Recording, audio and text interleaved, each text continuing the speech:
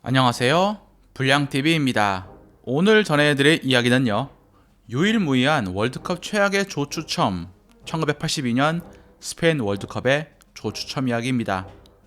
스페인에선 매년 12월이 되면 연말을 맞이해서 엘고르도 복권을 구매하려는 사람이 많습니다. 우리나라 말로 대박이란 뜻을 가진 엘고르도 복권은 1812년부터 스페인 정부가 재정 충당을 위해서 도입한 오래된 복권입니다. 뽑는 방식은 3장 모양의 둥근 통에 해양목으로 만든 구슬을 넣어서 돌린 다음에 아랫부분에 홈을 통해서 나오는 구슬에 쓰인 번호를 확인하는 전통적인 방법입니다. 축구 얘기에 왜 갑자기 복권 얘기가 나오느냐? 때마침 1982년 스페인에서 인류의 대축제 월드컵이 열립니다. 이전까지 월드컵 진출팀의 조 추첨은 이전까지 고전적으로 통이나 바구니에서 종이를 뽑아서 조를 짰는데 획기적인 시도를 한 셈이었습니다. 왜 획기적이냐면 이전까지 주머니에서 종이를 뽑는 방식은 잉글랜드 FA컵에서 시작이 된 전통으로 붉은색 주머니는 조 추첨의 상징이었고, 이 주머니식 추첨은 잉글랜드뿐만 아니라 피파도 따르던 방식이었습니다.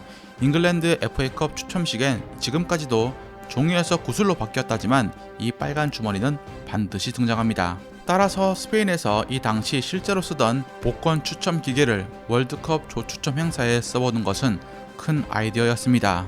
아무도 대참사가 날 줄 몰랐지만 말이죠. 당시 이런 복권 추첨 컨셉을 진행시킨 인물은 피파의 사무총장 제프 블래터였습니다. 1982년 1월 16일 마드리드에서 열린 월드컵 조추첨, 이 조추첨에서 24개 팀이 6개 조로 나뉘어서 조를 편성을 했는데 이것만 생각을 하면 크게 어려움이 없어 보였습니다. 이 전까지 월드컵은 16개 팀이었고 처음으로 1982년에 24팀으로 확정되었기 때문입니다. 개최국 스페인이 시드 배정을 받았고 이외에 전년도 챔피언 아르헨티나, 그리고 브라질, 이탈리아, 소독, 마지막으로 잉글랜드가 시드를 배정받습니다. 잉글랜드가 당시 시드 배정을 받았다는 소식에 많은 축구 전문가들은 잉글랜드가 왜? 라는 의문점을 나타내기도 했습니다. 당시에 유고와 소련, 덴마크 등도 굉장히 좋은 폼을 보여주었고 잉글랜드는 당시 이해로 레이팅 점수를 1년 동안 무려 100점이나 깎아먹는 최악의 상태였기 때문입니다. 1981년 잉글랜드의 친선 경기 승수는 0승, 월드컵 유럽 예선도 당시 60위권에 해당하는 노르웨이에게 졌습니다. 아무튼 잉글랜드가 시드 배정국이란 논란이 많았습니다. 그리고 조 편성에 한 가지 조건이 존재했습니다. 하나의 조에 2개 이상의 남미 팀이 들어가선 안 된다는 조건이었죠. 처음 칠레와 페루는 북아일랜드, 스코틀랜드, 벨기에, 프랑스 팀들이 브라질과 아르헨티나가 포함된 그룹에서 할당이 될 때까지 3포트에서 제외되고 있었습니다. 유럽의 2팀이 먼저 남미 시드 배정조에 넣기 위해서였습니다.